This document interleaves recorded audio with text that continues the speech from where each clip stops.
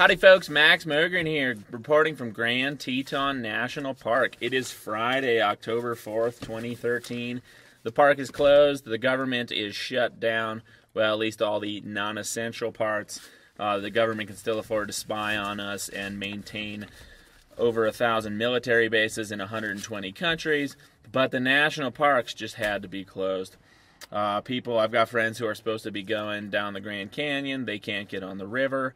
I've got friends who are in town to see the parks. They can't go into Yellowstone. They can't go off the main drag here in Grand Teton. I just checked in at the visitor center, the new sprawling management complex here at Grand Teton, and there's no shortage of people working, but the park is closed. Right here in the Jackson Hole daily, the last of the visitors allowed inside the parks trickled out Thursday, leaving only a few dozen rangers occupying the 310,000-acre preserve. So there's a few hundred rangers on duty, a few dozen rangers on duty, but the park is closed. It makes me wonder how many people it actually takes to manage and run the park this time of year. You know, it's frustrating. I don't really blame the rangers so much as the overall political system.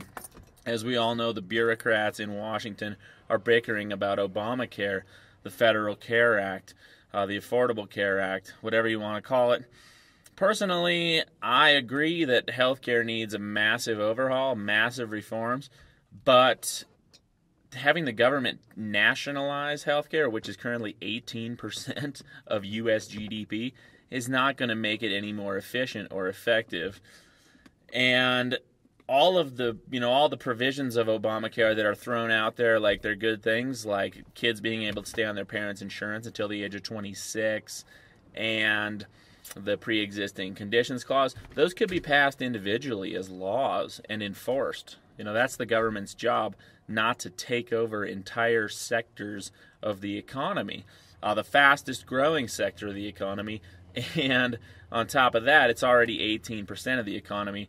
It's expected to be over 20% of the economy within a few years.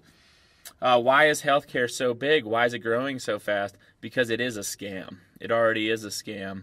The insurance companies, the mega hospitals, they overlook preventative medicine. They overlook proven, time-tested cures like marijuana, which cures cancer. Used to be the #1 prescribed drug of all time before the chemical companies, the pharmaceutical companies, the government, the paper lobby, and the fossil fuel lobbies all got together and made it illegal, 80 years ago. So there's no reason that healthcare needs to be this expensive. And the whole shutdown, the government shutdown, gives us a great example of why we don't want the government controlling that, because the government is just obscenely wasteful as it is and does things with no rhyme or reason. You know, Grand Teton National Park is closed. People who, a Japanese family, which said it was they spent $25,000 to visit because it was on their bucket list, and they planned the trip for 5 years. They can't go into Grand Teton and Yellowstone. But at the same time, hunters who have a permit in a hunt area that they cannot access without entering Grand Teton National Park are allowed into the park. The rangers are still working, but the people are not allowed into the park. Here in the park, half of the roads are closed, the other half appear to be open. I'm parked at a trailhead, at a scenic overlook here, where there's no signage whatsoever letting me know that it's closed. A half mile down the road, very similar looking parking lot is all closed down. So there's no rhyme or reason to it, and it's ridiculous. Bottom line, well, the other funny thing is all the money that gets spent in the park. I don't know the exact figure off the top of my head, but I believe it's either $85 million or $110 million spent on improvements to the park over the last couple years. All this new employee housing, huge garages, 4-story garage, new communications towers, converting the old visitor center into some unwelcoming building, and obviously the massive new ridiculous visitor center. but the government's supposedly broke. Well, I'm not really complaining about them spending 85 or 100 million here, because right now the private banking cartel, the profit-driven, unelected private banking cartel, is printing and gifting themselves $85 billion a month indefinitely. That works out to about $3 billion per day. Okay? It works out to $1 trillion a year. And that money, half of that money is gifted back to the bankers, to the senior bondholders of mortgage-backed securities, mortgage-backed investment instruments. So basically, the banksters are printing money and giving it to themselves so they can afford to own all of these mortgages that went sour as they planned. And then the other half of that $85 billion goes to funding the government. Okay? So the whole system is really in shambles, and the government spends over $300 billion annually paying down the interest on the national debt. Who is that debt owed to? It's owed to the private banking cartel. The biggest holder of U.S. national debt is the Federal Reserve Bank. And all the other debt, it's all shuffled around into different holding companies and different institutions. But when you really get down to the bottom line, all debt is eventually owed to the central banks. If the U.S. owes debt to China, what that really means is we owe money to the central bank of China. Because all money in existence is literally debt created magically out of thin air by central banks. This money is loaned into existence with interest.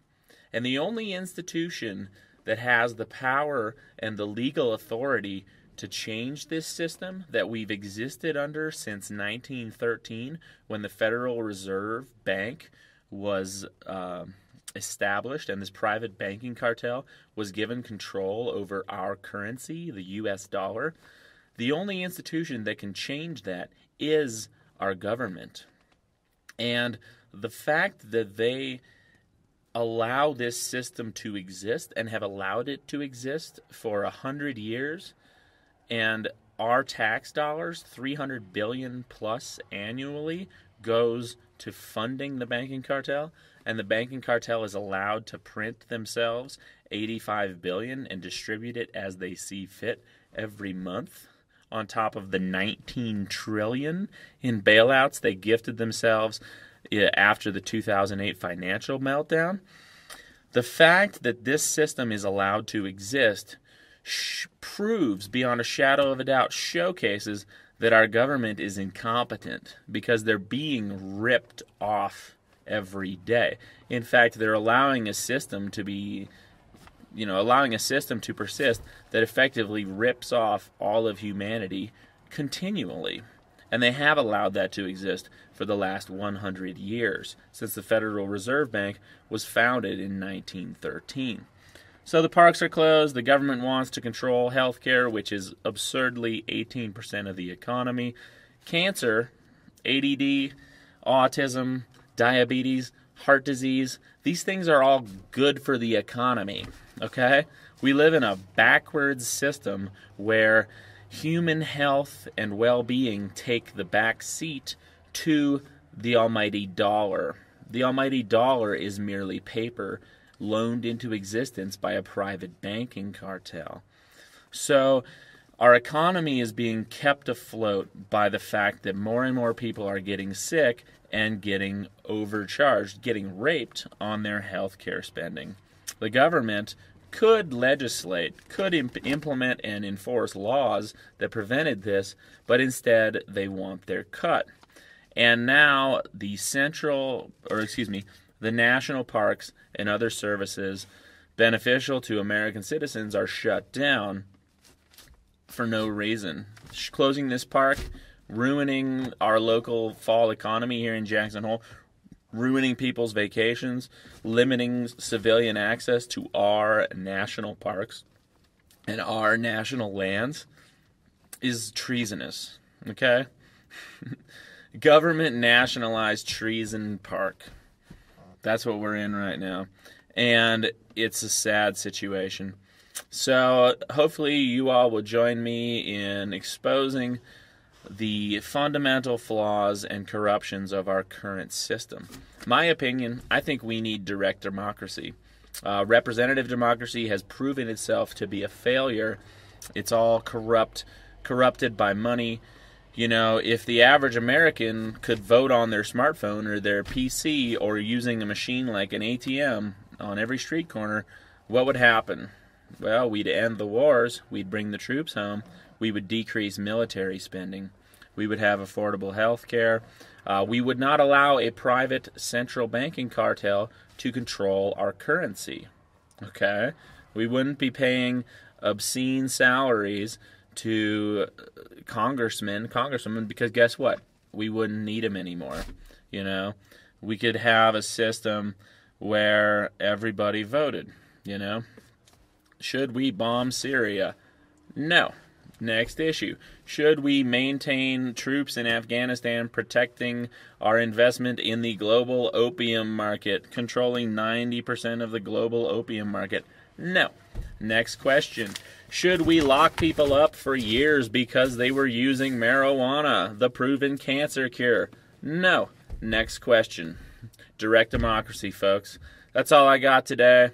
Y'all take care. Get out and enjoy your national parks, whether you're allowed in them or not. I'm going skiing. Take care. One love. Peace.